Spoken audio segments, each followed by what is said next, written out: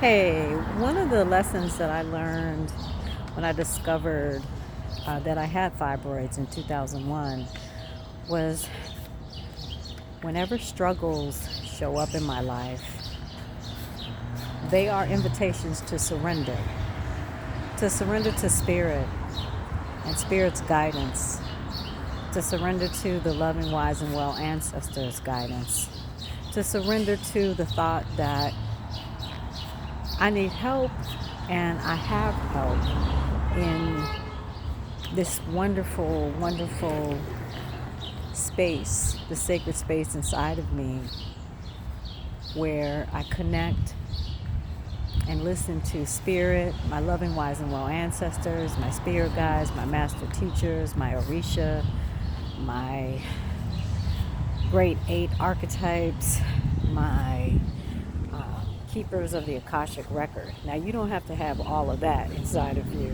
but that's the place inside of me where I have sacred space, where the wisdom lives. And learning that I have fibroids devastated me. I remember the day in April when I went to this male doctor's office, and he told me that in no uncertain terms I had to have a hysterectomy. And I burst out in tears, and I was hysterical because I had known that my mother had fibroids, her mother had fibroids, her sisters had fibroids. The women in my family that I knew, they had fibroids, and they all had their wombs removed. And at that time in 2001, I had been a vegan vegetarian for almost 10 years. And I was really clear that I was not going to have anything removed from my body. I was not a big fan of traditional medicine, homeopathic and naturopathic medicine, eating and living a vegan lifestyle, vegetarian lifestyle, even a fruitarian lifestyle at one point. Those were the things that I was doing. And so I was hysterical, and then I caught myself, and I remember drying my eyes and telling the doctor that he was wrong and that he was fired.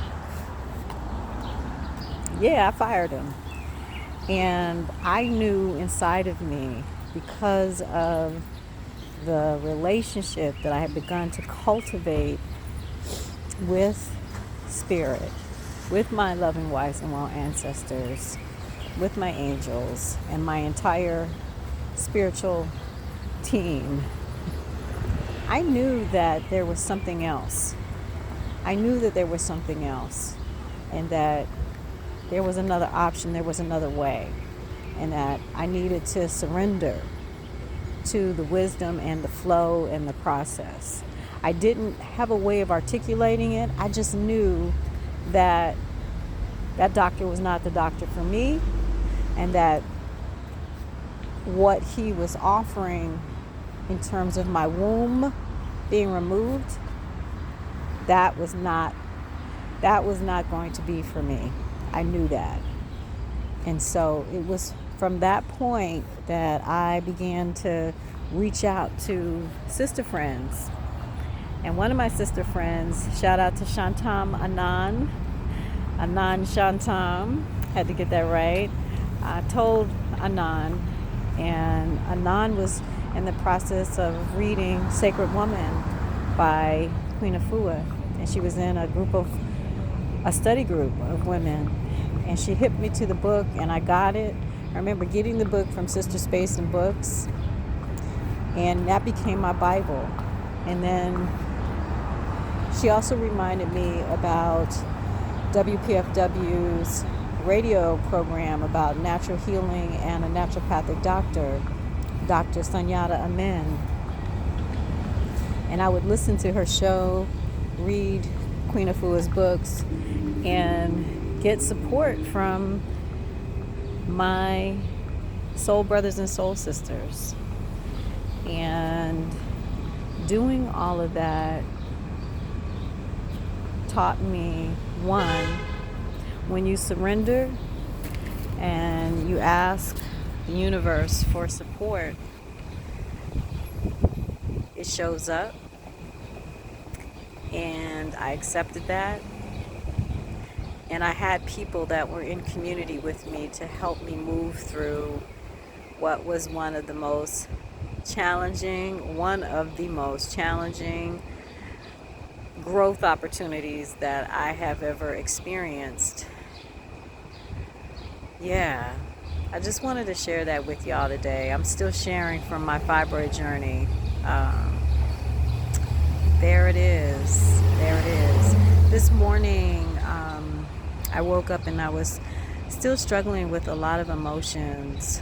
And I had a walking day with my fellow wise woman, Tanya. We're calling our walks Wise Women Walks. And we said it was something else. Wise Women Walks and something. Well, whatever. We walked, and just listening to Tanya share where she is in her life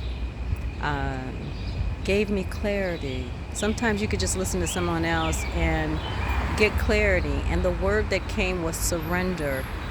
Surrender. I've been resisting some things, and I was able to hear it and take it in.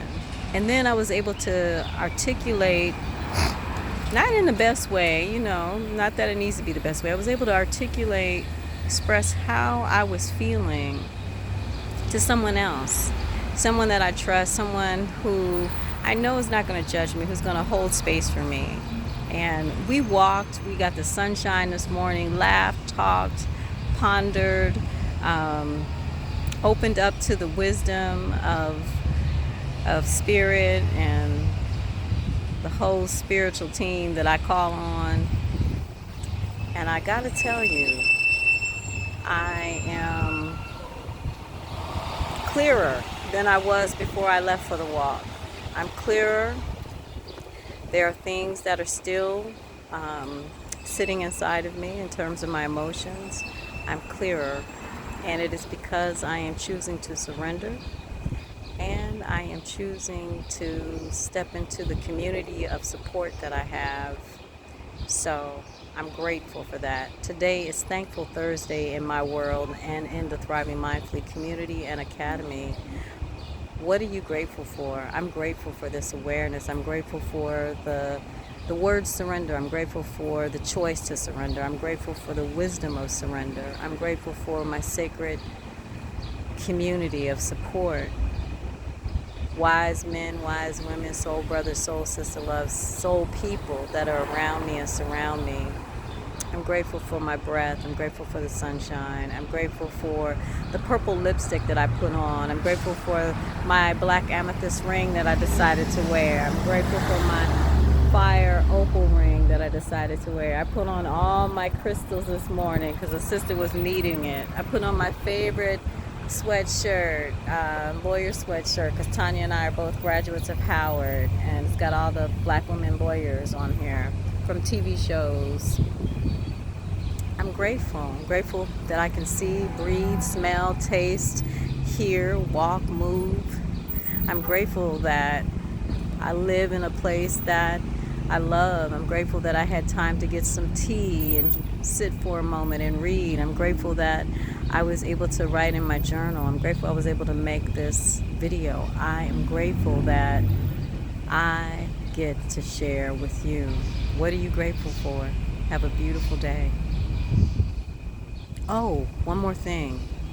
If you are ready to spend some time practicing gratitude, join me for the Soft as Fuck Sunday session on June 26th from 2 to 3 p.m. at Key Kratom CBDT.